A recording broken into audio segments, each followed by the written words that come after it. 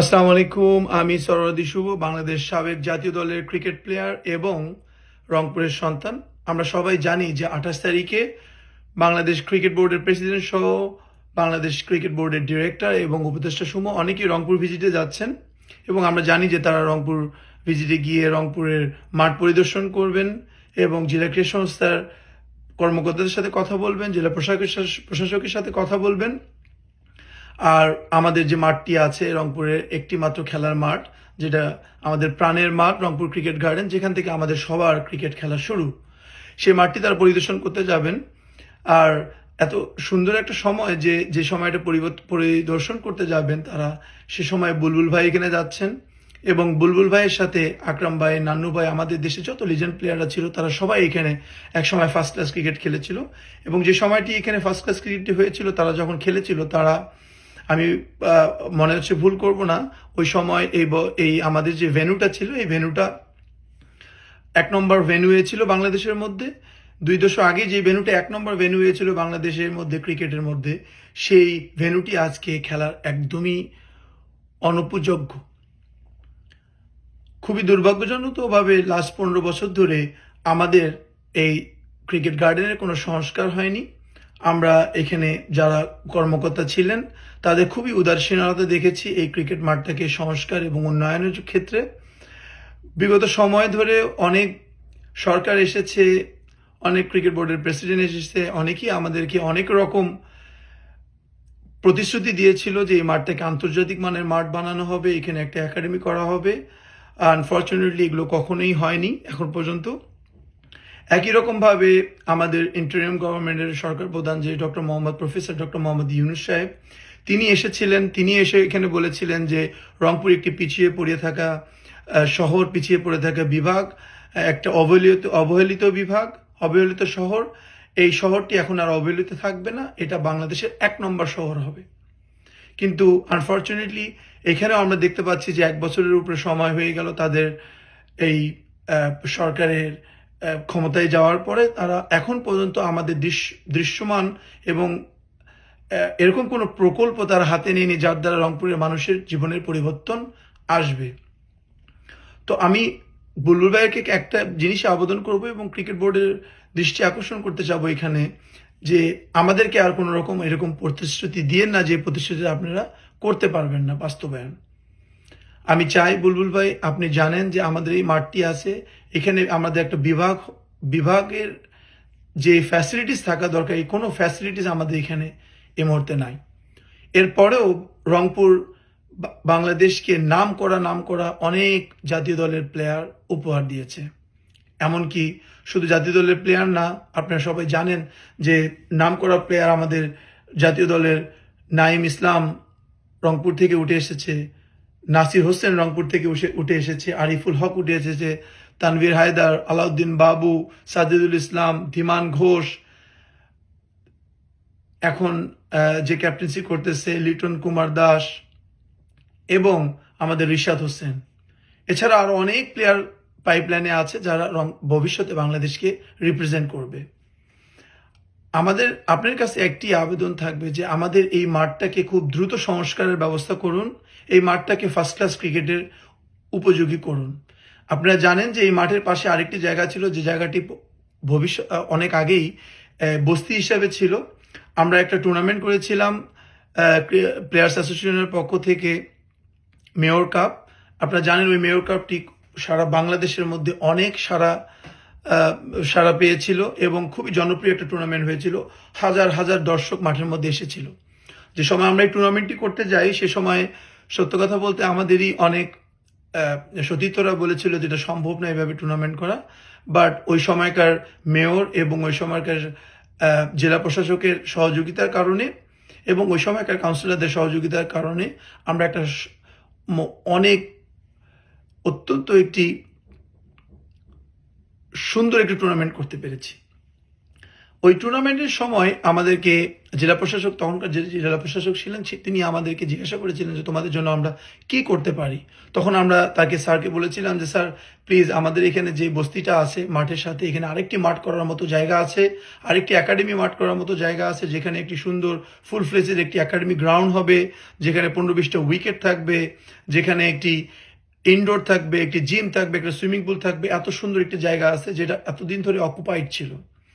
তো ওই জেলা প্রশাসকের তখন উনি খুবই স্পোর্টস লাভার ছিলেন। তার সহযোগিতার কারণে আমরা এই জায়গাটায় ভ্যাকেন্ট করতে পেরেছি। বাট আমাদের খুব আশা ছিল আমাদের যে এই জায়গাটা এখন খুব সুন্দর একটি মাঠ হবে, একটি একাডেমি মাঠ হবে, একটি ইনডোর হবে, একটা বিভাগের মধ্যে একটি ইনডোর, একটি একাডেমি মাঠ, কিছুই নেই।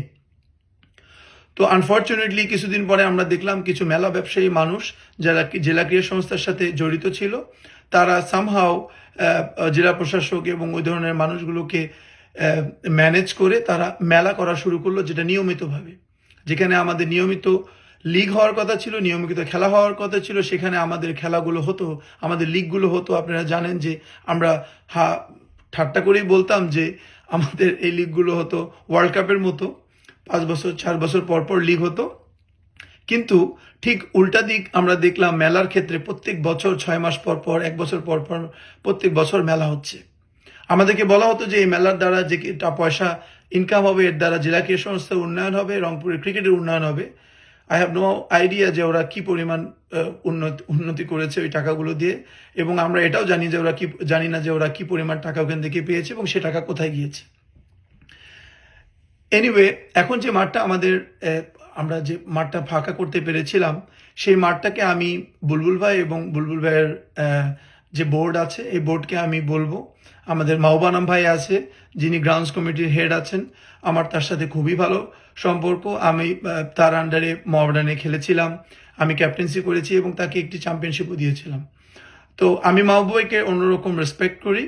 আমি মাহবুব ভাই সহ এবং ক্রিকেট বোর্ডের যারা ডিরেক্টর আছেন এবং বুলবুল ভাই অবশ্যই প্রেসিডেন্ট, তাদের কাছে আমার জোরালো দাবি থাকবে যে আপনারা 100% এই যে সফর করতেন, এই সফরের মধ্যে প্লিজ আপনাদের কাছে অনুরোধ থাকবে রংপুরের এই ক্রিকেট গার্ডেন মাঠের যে পাশের যে মাঠটা আমরা ফাঁকা করতে পেরেছি, এই মাঠে আর কোনো দিন যাতে কোনোভাবে আন্ডার এনি সার্কামস্টেন্স কোনো রকম কোনো মেলা না হয়, এটি আপনারা কনফার্ম করে আসবেন। At the same time please আমাদের এই মাঠটা ড্রেনেজ সিস্টেম করে দেন, এই মাঠটাকে আমাদের একটি ফার্স্ট ক্লাস খেলার সুন্দর একটি মাঠ করে দেন। প্লাস পাশে যে মাঠটা আমরা ফাঁকা করেছি, এখানে আমাদের একটা একাডেমির খুবই প্রয়োজন, একাডেমি গ্রাউন্ডে, যেখানে আমাদের বাচ্চারা প্র্যাকটিস করতে পারবে, যেটার জন্যই আমরা এই মাঠটি ফাঁকা করার জন্য এত কষ্ট করেছিলাম।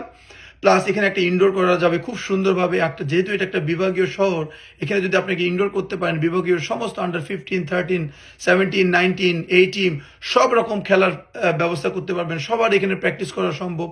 খুবই সুন্দর একটি জায়গা, প্লিজ আপনারা এটাকে মিস ইউজ করবেন না।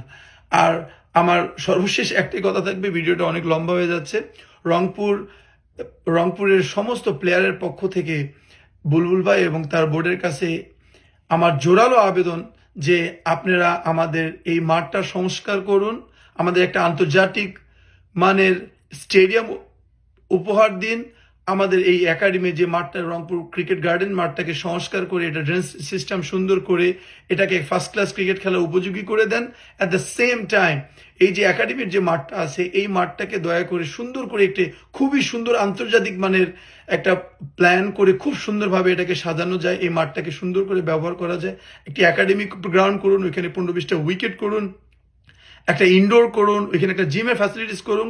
আমি বলবো যে আমাদের এই রংপুরে এখান থেকে যে পরিমাণ প্লেয়ার আমরা প্রডিউস করেছি, আপনারা যদি আমাদের একটা ন্যূনতম যদি আপনারা আমাদেরকে একটি ফ্যাসিলিটিস তৈরি করে দিতে পারেন, এখান থেকে আরও বাংলাদেশের নাম করা প্লেয়ার এখান থেকে প্রডিউস করা সম্ভব। আপনারা জানেন যে আমাদের এখান থেকে আকবর আলীর মতো একটা স্বর্ণ আমাদের এখান থেকে আমরা আপনাদেরকে উপহার দিয়েছি, যে আপনাদেরকে একটা বিশ্বকাপ এনে দিয়েছে। এরপরেও কেন আমরা এইখান থেকে এই রংপুর আমরা কেন অবহেলিত থাকবো? এই যে বৈষম্য বিরোধী আন্দোলন থেকে যে সরকার উঠে এসেছে, আমরা ভেবেছিলাম যে আমরা বৈষম্য শিকার আর হব না, কিন্তু আমরা একই রকম উদাহরণ এখানে দেখতেছি। আমাদের যে স্পোর্টস উপদেষ্টা আছেন আসিফ সাহেব, তাকে আমি অনুরোধ করব, তার দৃষ্টি আকর্ষণ করার চেষ্টা করব, প্লিজ আমাদেরকে আর বৈষম্য বিরোধী আন্দোলন থেকে আপনারা যেভাবে উঠে আসছেন আমাদেরকে ওই বৈষম্য বিরোধী থেকে রাখুন। আমরা আর বৈষম্য শিকার হতে চাই না। দয়া করে আপনি একদিন আগেই আপনার একটি ভিডিওতে আমি দেখছিলাম, আপনি সেখানে বলছিলেন যে আমাদের মৌলিক চাহিদা দিতেই আমরা হিমশিম খাচ্ছি, আমরা কিভাবে আরো সুন্দর সুন্দর ফ্যাসিলিটিস করব ফর রংপুর, ফর আমাদের জন্য। আমাদের মৌলিক অধিকার একটি মাঠ, সুন্দর একটি মাঠ, আমাদের সুন্দর একটি একাডেমি মাঠ, আমাদের একটি ফ্যাসিলিটিস, একটি ইনডোর, এটা আমাদের মৌলিক অধিকার।